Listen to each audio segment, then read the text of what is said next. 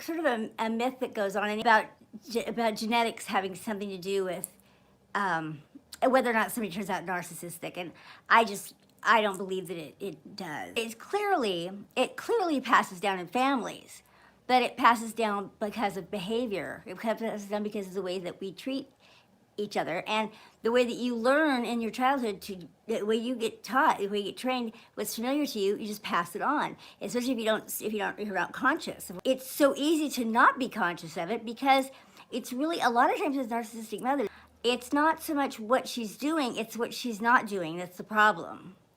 And so that's going to be impossible for you to figure out until you're well into adulthood, maybe even having children of your own before you figure it out. And so there'll be all kinds of symptoms and things for years and years and years before you have any idea what it's for. And in all that time, you will have blamed yourself. You will have been blamed by her. And it just really has a really destructive effect on a daughter to have a narcissistic mother. So there are four parenting styles, basically four parenting styles. First and the last are ones that narcissists are prone to.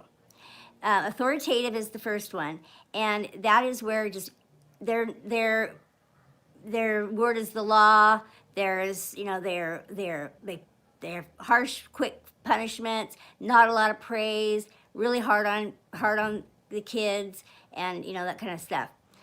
The next one is the authoritative style, which is actually the best. An authoritative style is where the parent is the authority, but they'll negotiate. They have compassion. They'll hear you. It's a give and take with, for sure, an adult and a child, but it's not authoritative. It's not high in punishments. It's just responsible parenting with there's rules and boundaries and all that kind of stuff. Okay, the next kind is permissive, and this would be just a parent, a real hard time with discipline, just wants to be the kid's best friend, is very doting and very, lets the kid do whatever they want, and that kind of thing.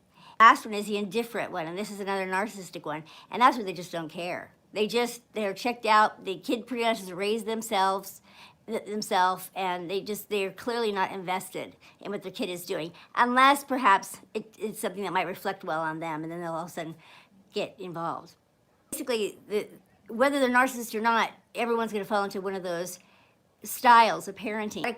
Well, actually, they're all pretty problematic, except for the authoritative styles. They all have all their issues. But as it turns out, the permissive one, which is what you would think would cause narcissism, doesn't seem to. It doesn't seem to affect narcissism. So it doesn't seem like we can't err too much on the side of giving our kids too much love. I think giving and not setting boundaries for them is bad. So I wouldn't recommend permissive parenting, but it doesn't have the worst outcomes. It doesn't have the worst outcomes, that's for sure. Authoritative can be pretty bad, because a kid doesn't grow up they have low self-esteem. They can't trust themselves. They can't trust with their thinking, because they always have to second guess their thoughts. And the thing that's important to remember is, we weren't always adults. And so when we were a child, we made up the script. We made up the rules for this whole scenario when we were little kids. And since then, we've just been adopting it, just been accepting it. And the reason for going back and looking at all this stuff is not to blame the parents. The reason for doing that is because we are ultimately responsible for healing ourselves. And the first thing we have to do in healing ourselves is identify the problem. We have to identify the problem. And so this is basically what we're doing here, is we have to figure out how we got there and how we're going to do it different. Because in your brain, that will unlock it. Because your brain wants to know that you're safe. Your brain wants to know that you're safe. And so the reason that you keep ruminating on it is because you haven't yet satisfied your brain that you're safe, that you know better. And I'll show you how to do that in the end. So these are the things that you're going to encounter with a narcissistic mother if you're a daughter. She will direct conversations towards yourself. Whenever you have a concern, or your feelings are hurt, or you're sick, or whatever, it comes back around to her. And when this happened to her, and when, how she had that experience, and that was so much worse than your time. The daughter will feel like a burden. She will be made to feel like she was a burden, and that there's some debt that can't ever be repaid. She owes her mother. She owes her mother her very life. she will fail to protect the daughter from harm. She will fail to protect the daughter from harm. So it's, and may even, as my mother did, may even take the side of the abuser against the daughter. So, you know, they're not loyal at all. They're emotionally unavailable, can be controlling and manipulative, and they can even be this if they're a little bit of the indifferent style, because they'll control with that. The attention is love. Attention in a kid's mind. Attention is love, and it is kind of really in all of our minds. And so they will only give you approval, which is love, attention. They will only give you that when you do what they want. So so you get programmed to do what they want, because that's when you get to feel what you get what you want for a minute, you know, a few crumbs. They'll violate the privacy of their daughter.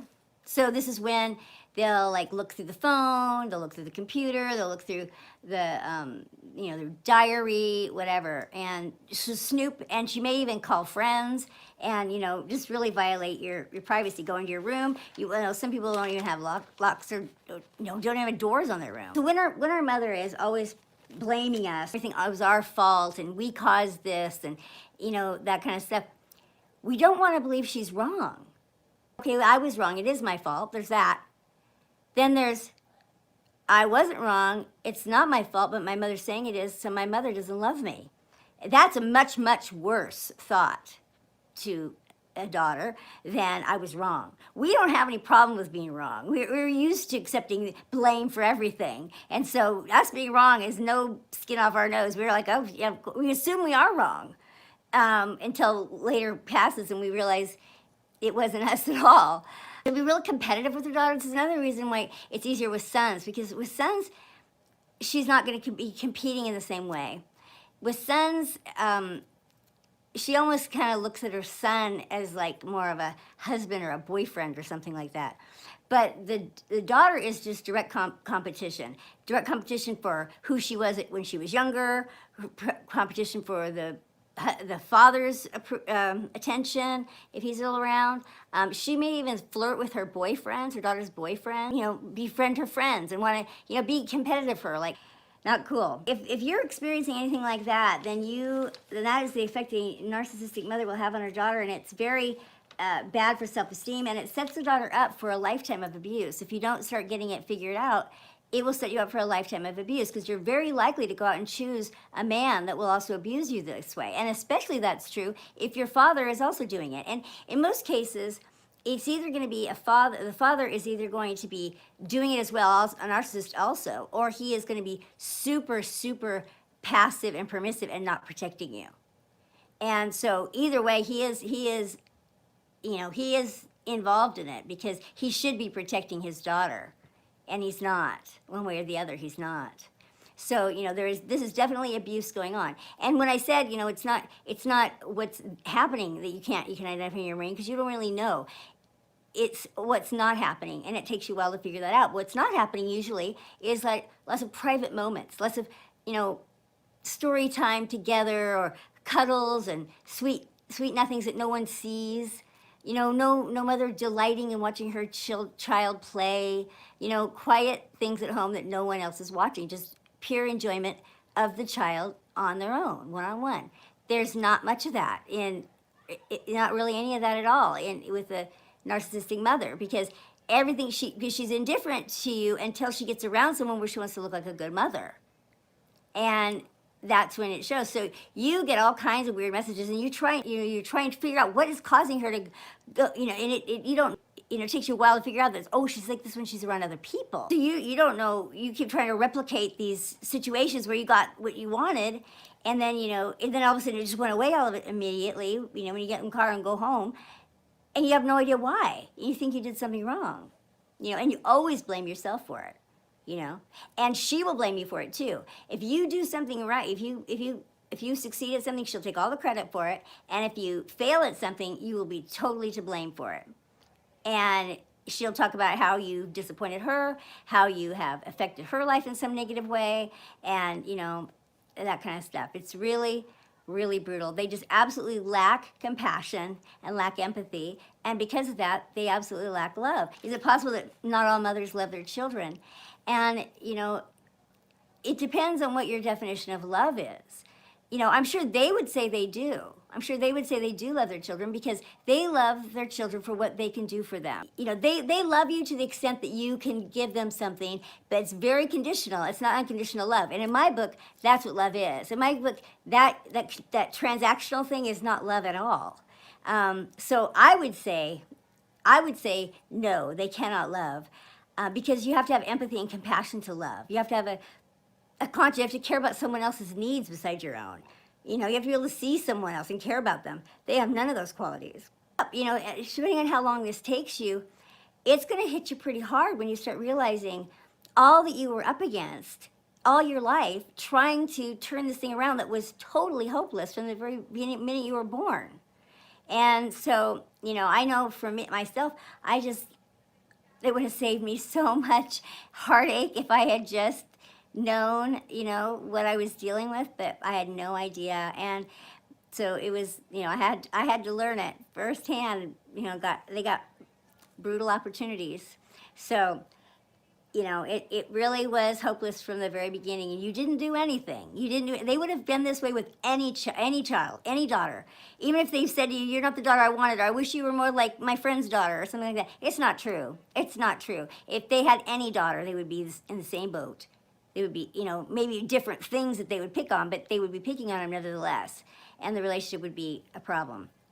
And if, is this something you should go no contact with? That is, that's purely up to you. I would say if you have children, I would be real careful about bringing your children around, and definitely don't leave her alone with the children.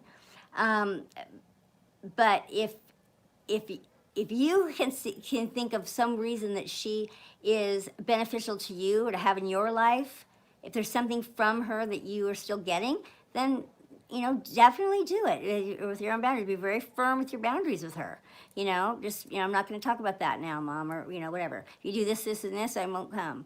That kind of thing. You can do that, or yeah, you can't cut it off because it depends on how abusive they are, and how healed you can be, and how much you still want from them. If you need anything from them, I say you have to go no contact until you break that addiction, because you can't need anything from them, because they will disappoint you every single time. You cannot go and be needy. They are so needy. They are extremely needy, and you cannot be needy because they will disappoint you every time. So if you go in there with some idea like I need to have her say I'm sorry before she dies, don't do it, because that's likely not going to happen. And I need her to accept responsibility. I need her to hear me. No, it's not going to happen. You could talk yourself silly and she won't hear you. So, she's got a constant racket going on in her mind about everything that she's got to convince herself and everyone around her. It keeps her whole world going. And so you're never going to get through that.